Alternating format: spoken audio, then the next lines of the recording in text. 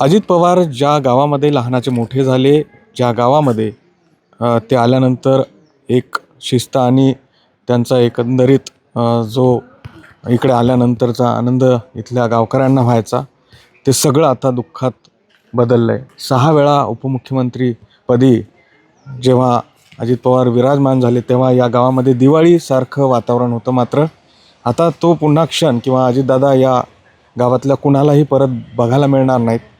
लहानाचं मोठं होताना या सगळ्या ज्येष्ठांनी त्यांना बघितलं, तरुणांनी बघितलं. आता मात्र दादा तुम्हाला दिसणार नाही. नाही दिसणार दादा कधी. दादा एक नंबर कार्यकर्ते होते. तुम्ही बघितलंय लहानाचं मोठं लहानाचं होताना. मोठं मी त्यांच्या तिकडे काम बी केले घरी. त्यांच्या घरी काम बी केले मी. पण दादा त्यावेळेला बारीक होतं. म्हणजे दादा हे पोरापेक्षा मोठं होतं. 14 बहीण भाऊ होते. 2 बहिणी 1 भाऊ, 2 भाऊ. तिथं मी लहानाचा मोठा मी लई वयच नव्हतं तिथं. मी असं 12-15 वर्षाचा असं त्यावेळेला मी त्यांनी तिथं कामाला होतो. लहानपणापासूनच त्यांची शिस्त आणि असेच कडक. कडक. त्याच्यानंतर मी आता मुंबईला गेलो. मला आता इथलं काही म्हणजे जास्त माहिती नाही. आता मी मुंबईला मग दादा इथे आल्यानंतर एक वेगळं वातावरण असायचं. कधी आले होते शेवटचे ते? शनिवारी नारळ फोडायला मारुतीला प्रचाराचा. तुमच्या काय आठवणी आहेत? तुम्ही त्यांना शेवटचं कधी बघितलं आणि काय कसे बोलायचे सगळ्यांशी? सगळ्याशी बोलायचं, चांगलं होतं. सगळे संघ बोलायचं. विश्वास बसतोय अजूनही तुमचा की दादा नाही आहेत आपल्यात? आता गेलं आमच्यात दादा. आता आपले आम्हाला वारलं वाईट वाटतं. आता अजूनही डोळ्यात पाणी आहे तुमच्या? येतच पाणी.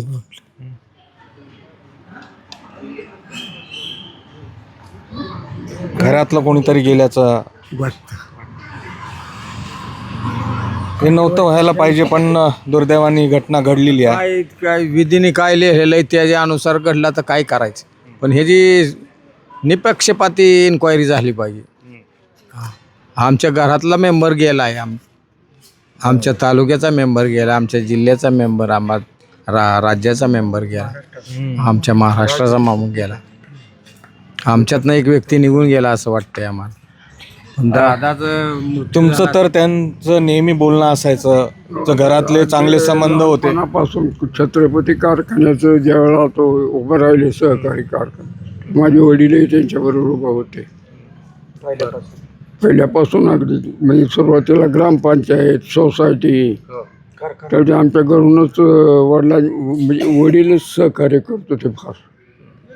सगळ्या क्षेत्राची जाण असलेला नेता. हो, प्रश्नच नाही. हे सगळं नुकसान कसं भरून निघणार आता? काय आहे म्हणजे बोलता येत नाही. कधी भरून न येणारं नुकसान आहे. पोकळी आहे मोठी त्यांच्या जाण्याने. कधी भरून न येणारं नुकसान आहे त्यांचं जाणं. ते पुन्हा असा नेता होणार नाही.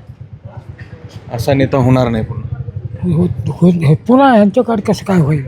आता होऊ शकत नाही. दादाच्या पाठीमागं कुठल्याही व्यक्तीला होऊ शकणार नाही. कारण का माहिती का, त्यांचंच सगळं डावडेवडी असतात. दादांच्याच पाठीमागं इथलं सगळं आहे गाव. कुणी जर काय म्हणलं ना, दादा यायच्यात म्हणलं की ते तरी गप्प बसायचं. काय म्हणजे अखंड गावाला दादाचं कार्य असतं.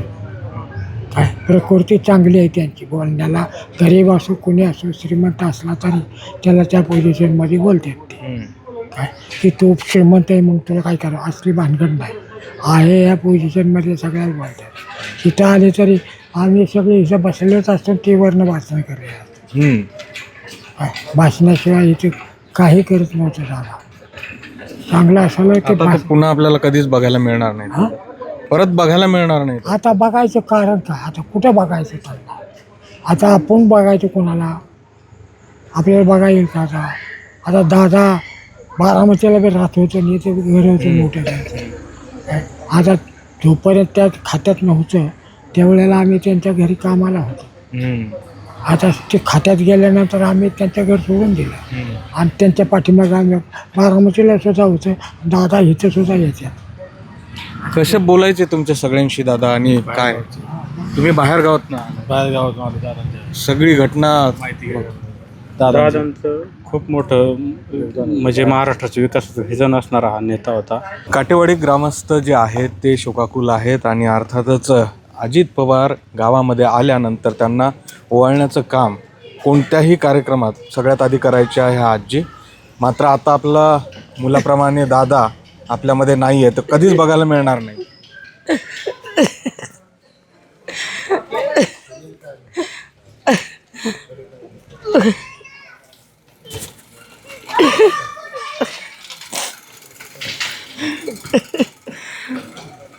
काय बोलाय काय राहिलंच नाही. कसं कळलं तुम्हाला आणि जेव्हा कळलं तेव्हा तुमची काय अवस्था? तिने टीव्ही लावला हं, नाही ते आमचा पुतण्या आला. हं, म्हणलं तुम्हाला काय कळलं का? म्हणलं नाही. म्हणलं दादा गेलं. म्हणलं कोणचं? मी म्हणूनच घ्यायला लागली. हं. म्हणलं आजी दादा. म्हणलं कसं काय झालं सांगायला लागला तेव्हा असं झालं. तिथनंची सुरुवात वरडाय केली. अजूनपर्यंत रडती याच. काय करायचं? घास गोड लागत नाही, जेवण नाही काय? काय नाही कुणीच नाही जेवलं. हं. कुणीच जेवलं नाही. आता कनेरी गावात आले होते मागच्या आठवड्यामध्ये. अहो परवा दिवशी शनिवारी हं, मी नव्हती पोर गेलत. हं. ते ओवाळत असताना तुम्ही आशीर्वाद द्यायचे, आता आशीर्वाद द्यायला कोणी नाही. काय नाही आता कुणी नाही बरोबर. कधी आता त्यांना बघता आलं नाही, आता त्यांना पुन्हा बघता येणार नाही. आता नाही बघता येणार. आता फुटूतच आता. लहानाचे मोठे इथंच झालेले आहेत, तुम्ही पाहिलेलं आहे त्यांना. हो हं. पाहिलेलं आहे. कसा स्वभाव होता त्यांचा? एकदम कडक. कडक स्वभाव होता पण मायाळू पण तितकाच होता. हं. स्वभाव कडक होता पण मायाळू तितकाच होता. बारामती तालुक्यातील काटेवाडी हे अजित पवारांचं वास्तव्य ज्या ठिकाणी होतं तो हा त्यांचा बंगला.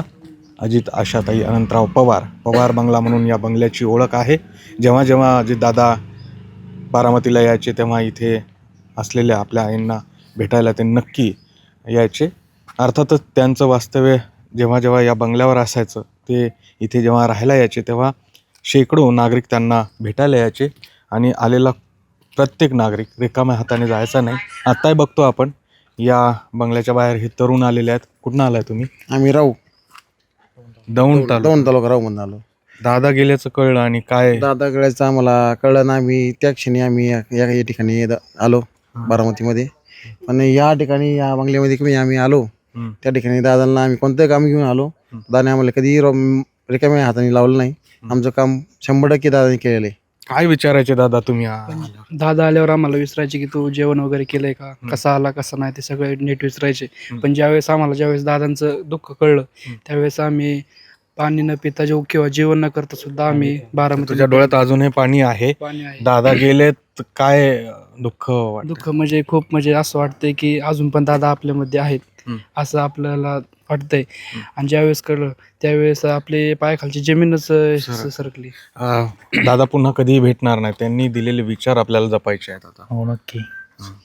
त्यामुळे आपण बघतोय की इथे आलेला प्रत्येक व्यक्ती हा कधीही रिकाम्या हाताने गेलेला नाही.